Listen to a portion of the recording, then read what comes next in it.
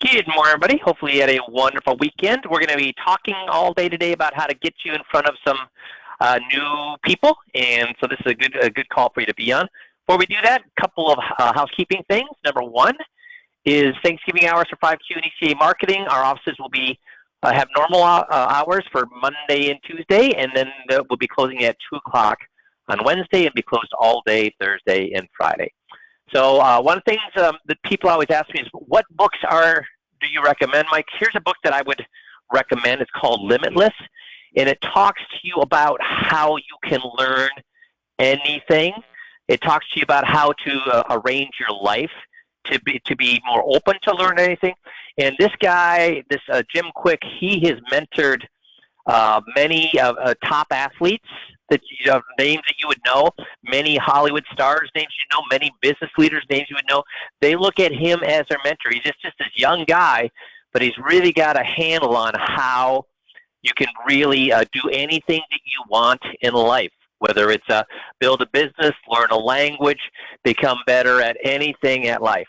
So and we're going to be touching on some of the things in the book here in the next few months, but one of the things I think is great is he says there's three things that make anything possible, or for you to be able to achieve anything you want in life. One is it's a limitless model. One is have a mindset of possibility. Two is you have to have a process. And three, you have to have a motivation to want to do that. So the mindset is, I believe I can do anything. The motivation is, I'm going to do the work that's necessary to do that. And then you have to have a method to do that. So you can learn anything with it. So we'll be touching on those things in the coming months, some of those things. But great book to read here in December if you're looking for to make yourself a better person or improve yourself. Other thing here, in 12 words, Einstein explains what it means to be a high-performing leader. No need to overthink about how to effectively lead. Following this timeless advice from Einstein is all you'll ever need. And here are the 12 words. If you can't explain it simply, you don't understand it well enough. So, do we use that with the 5Q process, the 21-point checklist process? For example, when we're talking about interest rate volatility, do we go into the weeds and pull out exactly how bonds are affected with maturity, with safety grading and everything else, or do we lay it out there in a simple methodology that people go, oh, I get it? So the whole Socratic script, the whole 5Q script, the whole motivational script is designed to actually utilize this, which is explain it simply. Explain it simply, explain it simply. Make sense? Yeah, the teeter-totter, right, Tom? Make sense? So before we get on to other ways to get in front of people, I want to have one of our best advisors, one of our top advisors, talk. His name is Mike. He's been with us a long time in Texas, and he has a great command of the 21-point checklist, and he uses it to his advantage. He's a great mentor to other advisors, and one of our more creative guys when it comes to marketing. And it's this confidence that all those things give him that allow him to be so successful. So I wanted to talk a little bit to you today about two things. One is about when you have confidence in the non-financial and you have good follow-up skills, good things happen. And when you have those skills, you're also more confident in marketing, which makes good things happen. So, Mike, thanks for talking or being willing to kind of share your experiences and your successes with us today. So why don't you kind of tell people what you've been doing and how you use the 21-point checklist? Okay. Well, I thought I'd first share a story, you always like to get inspired by successes along the way and feel really good about what you do and know you're doing good for people out there, which, obviously when we look at these portfolios that are out there, I see some pretty pitiful results. But I'll tell you the story of, actually, I think I was telling with Missy right before the call here, I think it was one of my very first clients I ever picked up with 5Q. And it was really early on in the process. I just learned the 21. I did a seminar. These people came to the seminar and they hung around a little after. They were really nice people. He was in law enforcement and she was a nurse, which I seem to get a lot of because I think they're on the same schedule. And they hung around after the seminar, and I had extra cookies they were going to take home, and they were he was wanting to help me put away the chairs and stuff. And I'd done this at a library. And they were just sharing with me. They were like, okay, yeah, this sounds good. We'd like to come to talk to you, but just so you know, we don't want to waste your time. Our next door neighbor, who's one of our best friends, and our daughters are best friends, is our financial advisor. We're not planning on leaving the financial advisor, but we like to visit with you. Of course, I said absolutely no problem. Of course, that sounds great. And they came in and they went through the process, and it felt really good because I think it was my first. It was about my third or fourth time I'd done a 21 in the full checklist, and they said everything. It was just like it was scripted. I was asking them, and they're like, "Well, he did that because this, this, this. They did that about this, this." And they became clients. They've been clients for 3 years, I think, about now, maybe 2.5. They were here in Texas. I helped them retire. They moved to South Carolina, their dream place, and everything was great. One of the things along the way is we've done some things. I actually got them some of that single premium Sagicor for some long-term care stuff. I used I-65 to help them out with maximizing the Medicare. And then I got a phone call from South Carolina here, just starting a few months ago, and then just a couple of weeks ago, and he developed cancer, and so they were giving me a call to let me know some of the things were going on. And then he called me. Imagine this big 220-pound man who used to come and he'd knock on my door, and he had a pistol at his hip, and he'd come in and stuff. It's kind of scary sometimes. But this big, strong man, and he called me on the phone just crying, thanking me for going through everything we'd gone through. He was getting ready to go in for his 4th brain cancer, didn't know if he'd survive. So much pressure was on his eyes now he couldn't see any longer. But he was just thanking me so much. He said, I wish I'd left other guys so much. I wish I'd met you so much earlier in my life because you took care of all these important things for us. And he was at peace with what was going on. Now, good news is he has survived that 4th surgery. He did not think he was going to make it through it. But it was just a grown man crying and bawling, thanking me for taking care of all those things that had never been taken care of, and saying, this is so much better than anything we had before, and thank you so much for all your help. So it was really gratifying to hear that, to know that I was able to improve their position enough where they were actually able to get away from Dallas, move to their dream retirement place in South Carolina. They enjoyed it for a while, and then have all these other things in place for them, so that they were, he was a little bit more at peace with it, as far as, hey, make sure the beneficiary is right, because they weren't right along the way. Accounts being titled right. I mean, so much stuff. And that's what it is, the extra stuff they had not covered, whereas they had just a variety of investments. So it was very gratifying to have that. And it was almost ironic and interesting that it was one of my very first cases that I had success with. So it made me feel really good about the whole process. Well, that's kind of made you, you've really been, especially the last maybe 18 months, evangelical or really an advocate for the non-financial stuff. You actually use it in your marketing quite a bit, right? Or in your workshops, you really leverage that icky putsy stuff that doesn't make you a dime. So why do you emphasize that in your marketing? Well, it was almost by accident. You guys gave up the good idea of, hey, during these times, I don't know if you remember, it was about 6 months ago. Hey, you can share the 8 essential documents. We're doing this for people during times of COVID. We're doing it for free. And of course, when COVID came out and it was March, and I was kind of like a deer in headlights for probably 2 or 3 months. But then I kind of decided, it's time to dig down. Now, I'd always done these seminars live. But I started, they were wanting me to start doing them virtual, and I went kicking and screaming on it because I had heard stories that nobody was having success. But I've been doing these virtual seminars, and I don't even know if I'll go back to live. They're working so well. The separation of what I did is I started, ultimately we just want to get them into the process. And to get them into the process, I started kind of separating it where I've got here the 8 essential documents.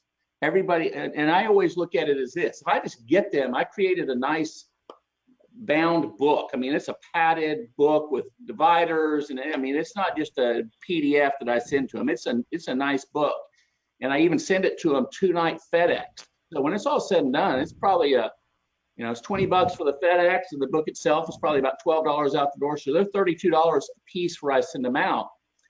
But it gets people into the process so much by going through the 8 essential documents. What I like about it is they do the Zoom meeting. We do it over the Zoom meeting. And can I jump in there a second, Mike?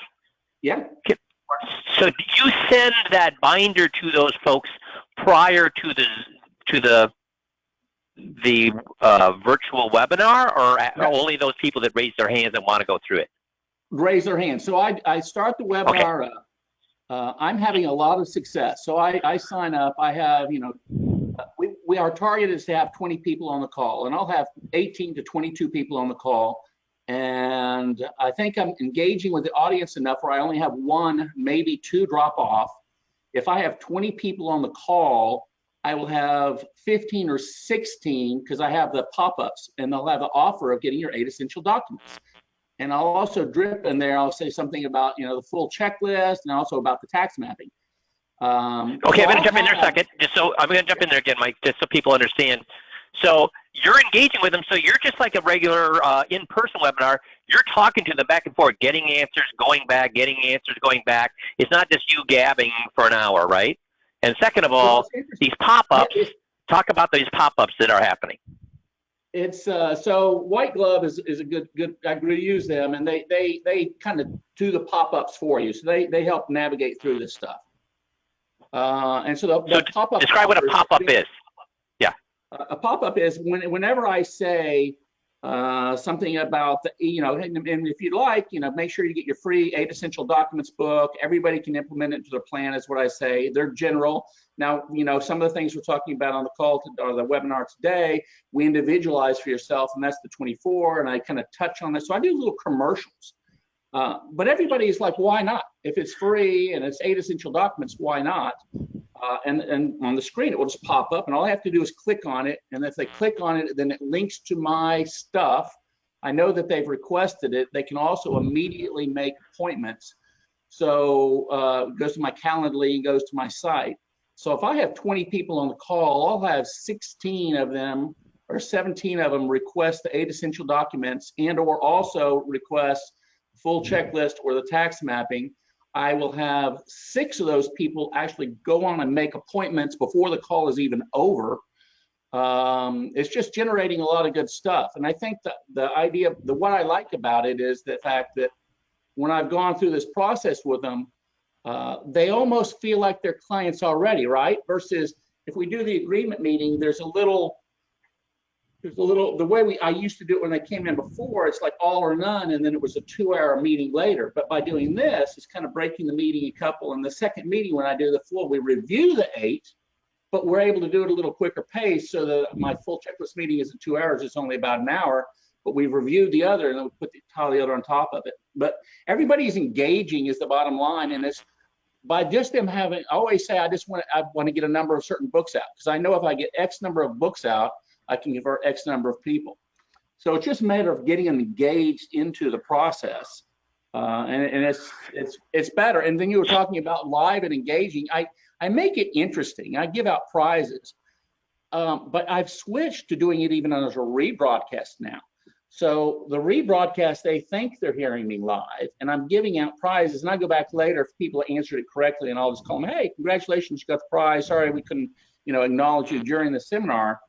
But I'm doing the rebroadcast, so I can be sitting home having a sandwich watching TV, and all of a sudden, I know on 1:30 on a Monday, all of a sudden, all these appointments are just popping on my calendar. It's kind of beautiful. So you got 6 appointments, or you average like maybe 6 appointments live. How do you follow? But then everybody that raises their hand though that wants the documents, you do send out that booklet to them, right? Right, and so whether they made an appointment or not. So I have a lot. So I have is I have a process on everything, and I will tell you follow up and quick follow up is the key. Even waiting 24 or 48 hours endangers everything. I mean, you've got to anticipate them wanting the book. So I'm a book building factory. I have them all teed up. I have my FedEx boxes built. I have everything ready to go. The call is over. If they've requested a book or a follow up for a 24 or an appointment, they're getting a call within the next 2 or 3 hours. I Awesome. follow up on all of them. I have to get their address anyway, so I engage with them. Yep. Now it's another time we're talking. They're not pushback. They're all very happy I called them. They're engaged. They're ready to rock and roll. We get the book out to them. I say, hey, it's coming out 2-day FedEx. Let's go on and set up a Zoom meeting so I can walk you through and point out a few items here so you can implement these into your current plan, whatever you have in place. And then when I do it, as I say, I introduce what the full checklist is by kind of doing what we do as agreement reading here in the place. And they're like, yeah, no, that sounds good. And then the only challenge, the toughest part of all this is being able with COVID to get their statements in my hand. You know, and I just have a wide variety. Prepaid FedEx box. You can come into me. I can go to you. You can scan and email them. You can copy them, white out account numbers, and scan and email them. Whatever makes you feel most comfortable. But my numbers are, I'll have, and I have actually 50 sign up, which 20 people will show up. So now I also have 30 names that were no shows, but I've used Vimeo. I've got a copy of my taxes and retirement webinar. I sent all of them that, and it's just like they were there anyway. And I try and engage all of them. So they're not dead leads because they didn't show up. They're all almost just as live. Yeah. Yeah. That's cool. Awesome.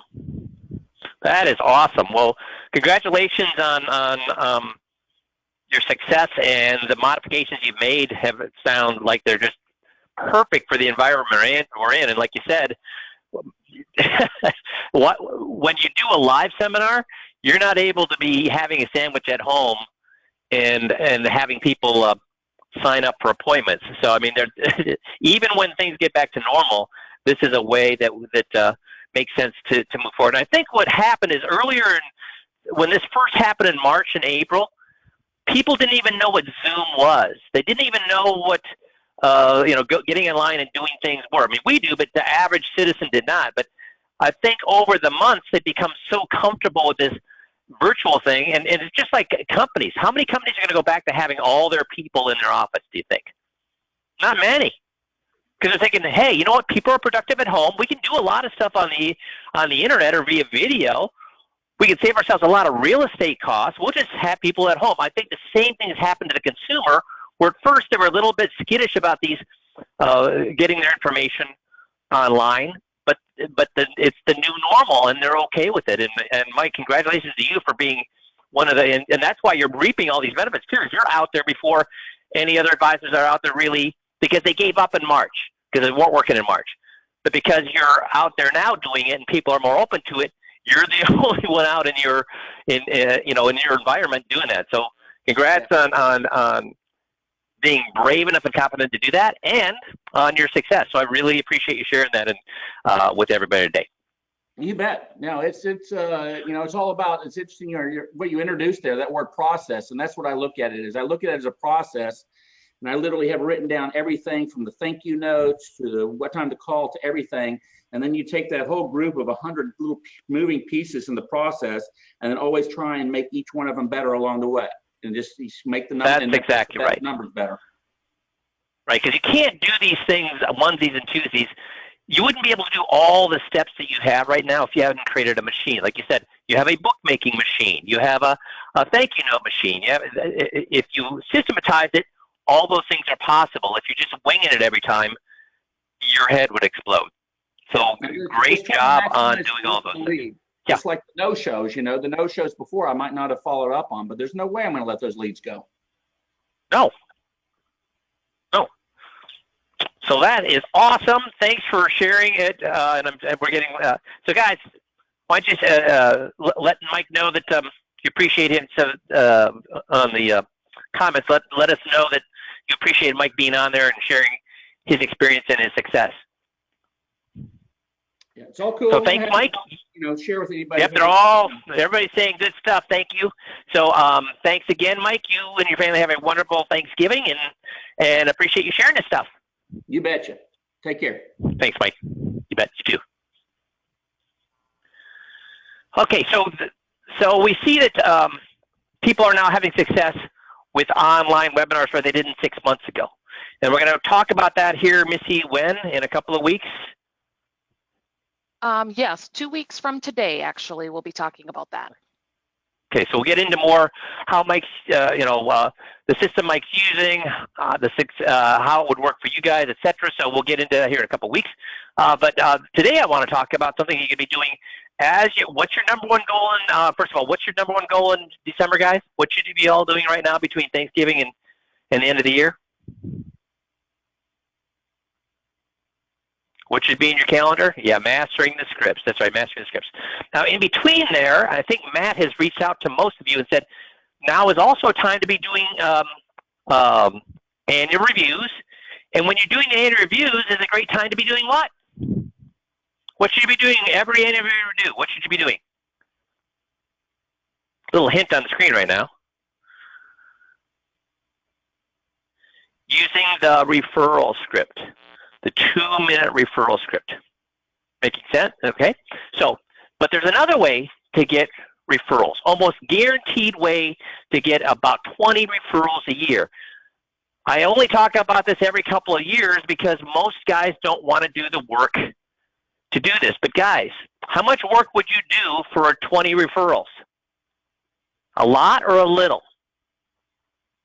A lot. Yeah, that's what I would think. So this is a way to get 20 referrals a year. So what is 20 referrals worth?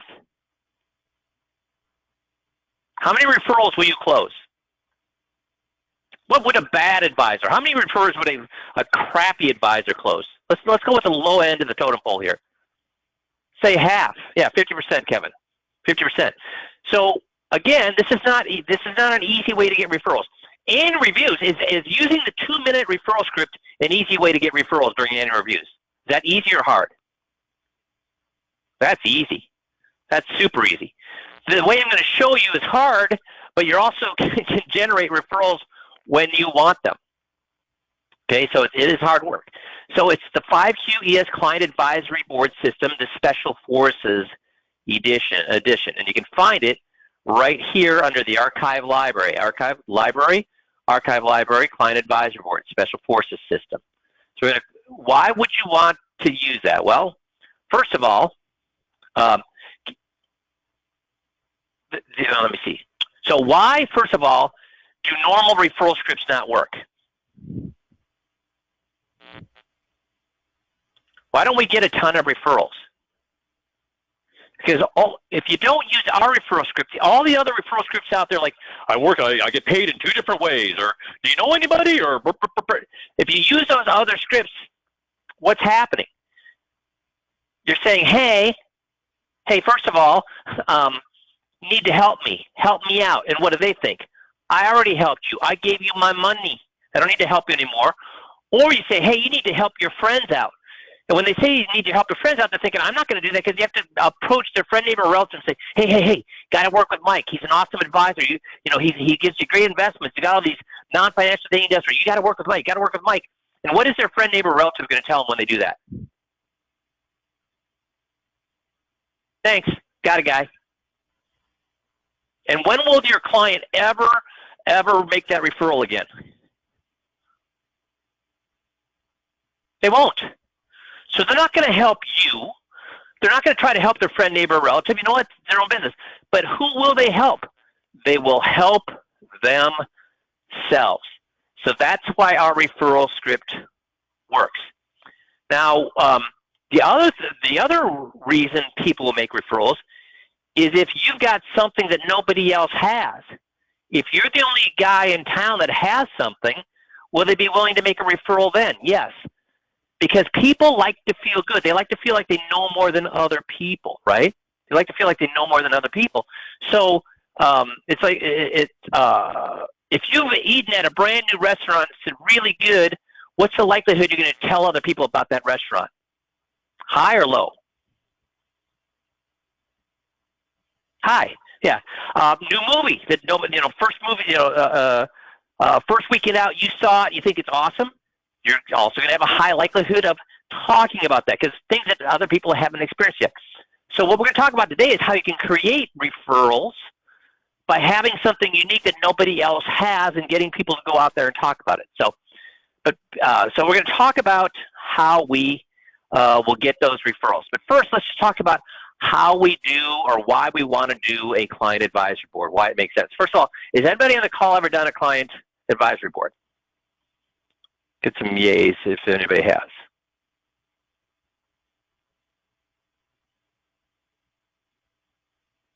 Okay, so nobody's actually completed one before. So let me walk through the benefits of doing a client advisory board for us. First, you find new ideas you would never thought of yourself. You capture more of your clients' money by doing it, and we're going to talk about why that's the case. Better ways to market to your clients. Build stronger relationships with your best clients. Gain critical insights from your client's point of view. Guys, I'll give you an example of this. I will have to talk to an advisor maybe once every 6 months and say, dude, you need to speak to your receptionist because that receptionist was rude to me. Now, and do you think the advisor knows that, or he's kind of surprised that the receptionist is rude? He's surprised, right? Because is the receptionist ever rude to him? No. So he has no clue that she's rude to people on the phone. You'll see, when you have a client advisory board, that's where you're going to kind of find those insights that you would never know otherwise. You're seeing your practice from somebody else's point of view, especially your client's point of view. You also get direct feedback on your services, products as perceived by your clients. We think everything we do is fantastic. Clients are going to tell you the real deal. So these are the other benefits you're going to get besides getting referrals. Even with these things, is this a good thing to get? And guess how much client advisory boards cost you? A lot or pennies? Pennies, very small. So let's talk about how. I'm not going to go through all this in the manual point by point, but just briefly how you do a client advisory board. So who are you going to invite? You're going to invite clients, different types of clients. One is clients that you'd like to duplicate. Two is you want to invite newer clients because they're going to remember why they came on board. They're going to give you the reasons. When you did this, this is why I came on board. So that's going to help you say, boy, I need to do that even more. I need to make that even more of an emphasis. Who else? Centers of influence. Have you ever had a client that didn't have any money, but they knew everybody in their church? So that's the kind of person you want to invite to this. Gregarious clients who like to talk to other people. Niche clients. So if right now AT&T is laying a lot of people off, if you had an AT&T client, guess what? You'd want them there, wouldn't you? Because you want them to refer to all the other AT&T people being laid off or any other companies being laid off. Does that make sense? Clients who have expertise that could give you some advice. There are clients out there who maybe have marketing expertise or whatever, HR experience, HR expertise. And why would you want somebody with HR expertise right now? Again, early layoffs, right? Early retirements. People who you'd like to become clients. So maybe they're not even clients, but it's people who you know who you'd like to have come on as clients. So now you got a whole bunch of people. Select 20. If you have less, then select less. But you want to select 20 because will all 20 people want to be on the client advisory board? No.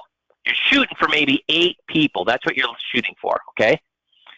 So when you look at those 20 people, you want to make sure they're congenial, they're well-spoken, they're enthusiastic and willing to speak their minds, they're demographically diverse. Unless you're shooting for a niche market, then you want to get those people that only belong to that niche. So these are the people that you're looking for. Again, don't worry about taking notes. This is all in the manual, okay? Then you're going to invite them. So you'd like to invite them face-to-face. If you can't invite them face-to-face, then phone in during these trying times. And then what you want to let them know is you're looking to improve your service and regular input is needed. You specifically chose them because of blank.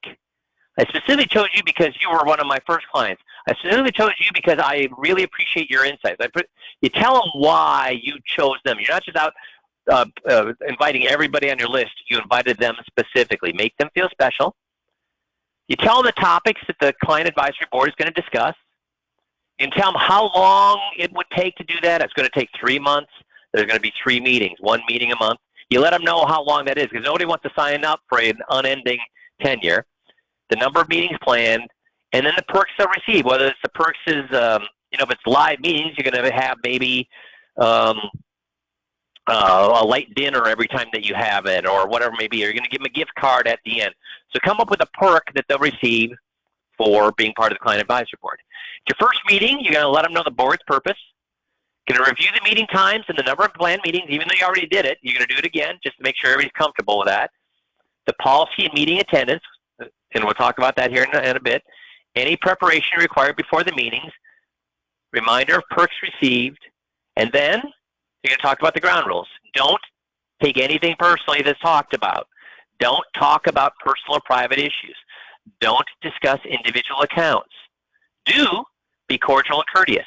Do participate and make your voice heard. Do be considerate to others by being on time and attending each meeting. So your prep, you got to make sure you've prepared for this. They don't want somebody who's just organized. They want a meeting that when they get there, it's ready to go, everything is organized, and then they get out on time. So have a succinct agenda. Email it to everybody with the time and day reminder. So give it to them beforehand. Give update on actions you took from the last meeting, and have all of your supplies and equipment ready to go. So this is the client advisory board system in general. And you could do that to figure out how you have to get better service, better products, better whatever. But if you want to use a client advisory board for referrals, then you want to use, and this is attached at the back of that client advisory board manual, the Special Forces Edition, and that's going to help them create ownership. So why will board members create, why will you find more money from board members, first of all? Why will you find more money from board members? If you've ever been on a board, they have ownership of that entity. So boards love to get wealthy people on their board. Why? If you're on the board, are you expected to give to that entity? Yes. Do you want that entity to be successful? Yes. So they find that when you're on a board, you're going to give more money. Now, they're not going to give us more money maybe because we already have all their money. But if we have them have ownership, then how successful do they want us to be as an advisor? Our success is a reflection on who? Me or who? If they're on the board. Yeah, it's a reflection on them. So that's what gets them involved. And using the Special Forces Edition, you'll be able to get them to give you those referrals because they have ownership in it. So instead of just a general, how can I do better, is how can I have better service, in this particular client advisory board, we're just going to say the reason I'm having this client advisory board is I want to find a unique selling proposition. I want to find a great elevator speech. I want to find something that makes me different. I don't want to just tell people, hey, I'm a financial manager or a financial advisor. I'm a wealth manager. I want to find something that is completely different from everybody else out there, and I'd like you to help me find that thing.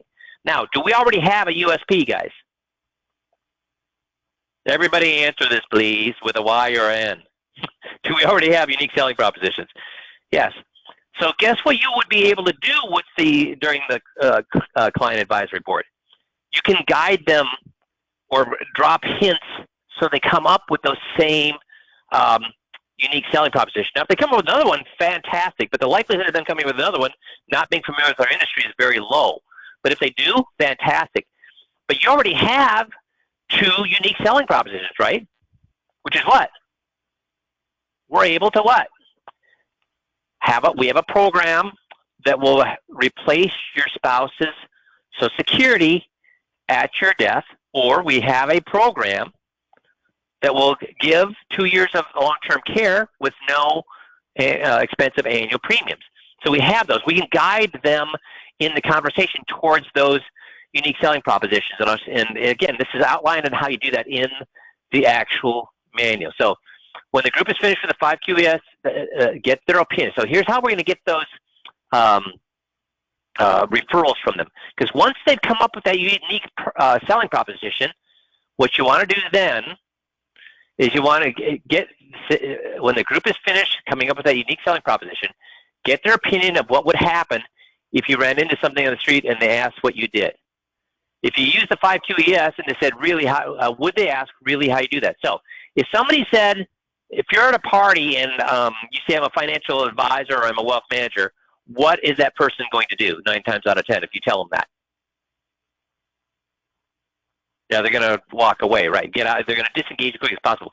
If instead you say, well, I help people with a program that replaces their spouse's income when they die and their Social Security goes away. What would a lot of people, especially if they're in the right age group, what would a lot of people do at that point, guys? Walk away, or what would they do? What would be the next thing out of their mouth? Yeah. How? How do you do that? How do you do that? So that's what we want them to say. And we're going to get the client advisory board to agree that, yes, if it was really a great elevator speech, they'd say, well, how do you do that? So if the group doesn't agree, they'll ask how, then you go back to the drawing board. But if the group agrees that, there's only one way to test that, which is what? Ask the people in the group, or have that group test it out for you in real life. You have that group. So you ask then once, and do they have ownership if you guide them, but they think they came up with a unique selling proposition, will they have ownership in that unique selling proposition and its success? Yes. So you ask them then, please go out and try this out on 10 people. And if 50% say, really, how do you do that? That's a successful, unique selling proposition. That means what you helped me do is create something unique that no other advisor in the area is using. So once you get their agreement to that, you ask them if they'll do that. Now, will everybody do that for you? Let's say you have 8 people. Will they all do that for you? Probably not. But could they do it via email? Could they do it via, there's lots of ways they can get that out there to folks, right? But not everybody's going to do it. So let's do the math. Let's say if you only had a 6-person board instead of an 8-person board. So we're underestimating there. Times 10, that's 60 possible referrals. Not everybody's going to do it. So let's say only 3 of the 6 actually do it. And they don't do it with 10 each. They only do it with an average of 3 each. 3 times 3 that's 9 referrals. But of the 9 referrals, you're not very good, and you only get 5 that turn into clients. Sorry, not referrals. Only 9 of the 5 turn into clients. What's 5? How much money will you make on 5 people? A lot or a little? Yeah, a lot. So again, we're underestimating. Instead of 8 people, you only get 6 people on the board. Not all of the 6 people will do it. Only half of those people do it. They don't do 10. They only do it with 3 each. Is that a worthwhile time spent to get 5 new clients? I mean, what do you guys make on an average client? Give me some numbers on what you guys make on an average client. Again, are we talking about 20-year-olds here, or are we talking about people who are retired here? Talking about people who are retired, right? So how much money are they going to have? So what's the average you make on a client? Well, if you get 200,000, what's 200,000 times on average? Our guys are average well north of 200,000. So again, I'm going to underestimate here. So 200,000 times a commission of what? 6% is what? 12 grand. So what's 12 grand times 5? $60,000. And how much did this cost you? Yes, it cost you time. Yes, it cost you effort. Yes, it required elbow grease. But can anything bad come from doing a client advisory board? Is there any negative things that can come from doing a client board? Even if you didn't get a single referral, was it worthwhile doing it? Yes, because you get ownership. Those clients will never leave you. And now you've primed them too. Even if they don't go out and get referrals, now they're going to give you referrals in the future anyways. But am I over-promising here or under-promising in what you could expect for referral-wise? Am I coming up with unbelievable numbers here? Are we going lower, lower, lowest to get this? But again, I walk through this every couple of years, and the only reason I only do it every couple of years is because when I ask how many of you guys have done this, We got one person said tried, and that was it. Nobody else said yes. So it's such an easy way to get referrals, to nurture your base, to lock in clients for life. That's it. I don't understand why people will not do it. Now the thing is about this is great is that you only had say 6 or 8 people. How many times could you do that with your clientele?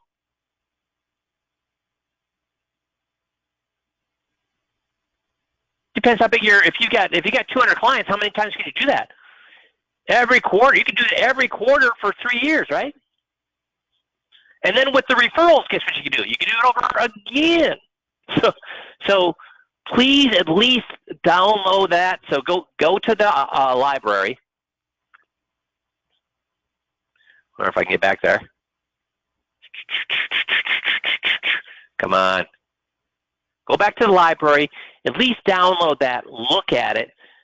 Think about doing it because it's such an easy way, and there's no downside. It costs your base virtually nothing, and it's a great way to build your business, bring in referrals. Okay? So I just want to let you guys know. Oops, what happened to my, just a second here. Get back to my, So I just wanted to let you guys know that I myself and everybody here at 5Q appreciate you, appreciate your hard work, the feedback you give us.